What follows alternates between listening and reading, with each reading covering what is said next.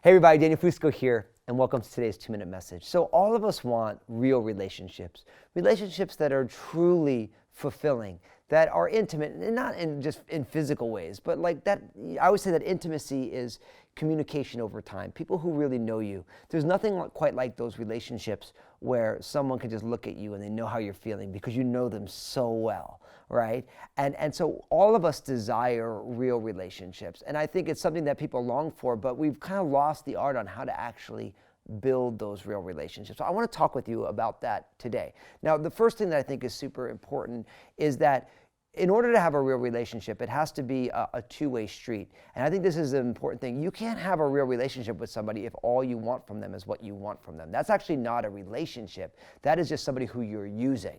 And we live in a day and age, unfortunately, where people have the tendency to think of people as a commodity, just something that does something for them, as opposed to a living, breathing, human living soul created in the image and likeness of God. So you have to realize that a real relationship, there's a give and a take. There's a mutuality of a relationship.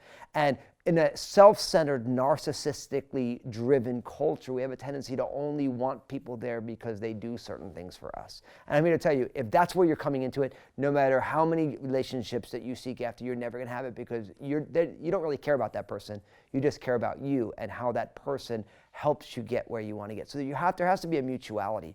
Now, second, because there is a mutuality, you have to be able to let that person be who they are. Now, what that means is that I always say that God accepts us just as we are, but He loves us too much to leave us that way. And so, when you meet somebody, they are who they are. And to have a real relationship, you have to give them space to be who they are. For many of us, we're so focused on how we think people ought to be that we actually never let them be who they really are. I'm here to tell you, if you're that kind of person, the other person will never be able to have a real relationship with you because you actually don't like them. You like how you think you can change them. So you need to let people be where they are and you need to be okay with this is who they are on this day. Now, from there, in order to have a real relationship, you need to spend time with people. Now, here's what I want to tell you. I love technology like the next person, but social media and texting is not really going to give you the real relationship that you want. Like, you need to spend more time with them than just over social media and over text. Now, don't get me wrong. You should utilize those things as tools.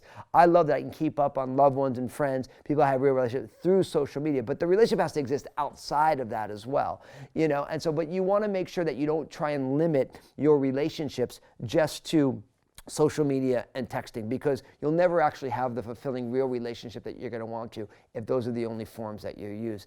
And then finally, what I would say is if you want to have a real relationship, it has to be about something greater than just your relationship. Let me give you an example of this. Like, when a person comes to know Jesus, God places them in this thing called the church. And one of the beauties of church is not only that there is a mutuality, there's all these different people involved, and the fact that we get to spend time together and get to know one another and we accept people where they are, but also the beauty of the real relationships in church is, of course, is it's not just about human relationships, it's about God's glory in the midst of human relationships. It's about something greater. In the same way, like within a marriage, it's about more than just two people being married. You know, it's about the formulation of a family, a tribe. I always like to joke with my kids that they're the Fuscoites. You know, they're my peoples. And within the midst of the family, now it's about something greater. It's not only about our family, but it's about God's glory in the midst of our family. And God wants our relationships to be about something more than just two people in relationship. There should be higher ideals and higher goals to it. And relationships that are really thriving are always about something greater than just the relationship. Terminating on just the relationship actually isn't enough to truly drive a relationship to be all that it ought and can be. So this is what I want you to do. First, I want you to share this video because everybody wants to have real fulfilling relationships, have real amazing relationships. And in the comment section, I want you to tag somebody who you are really grateful for in your life, someone who you're really having those deep friendships with. You're able to walk through life together, and there's a mutuality, and there's a mutual understanding, and you're getting at something bigger than just that relationship in and of itself. And let's seek to cultivate more and more godly relationships every single day. God bless you.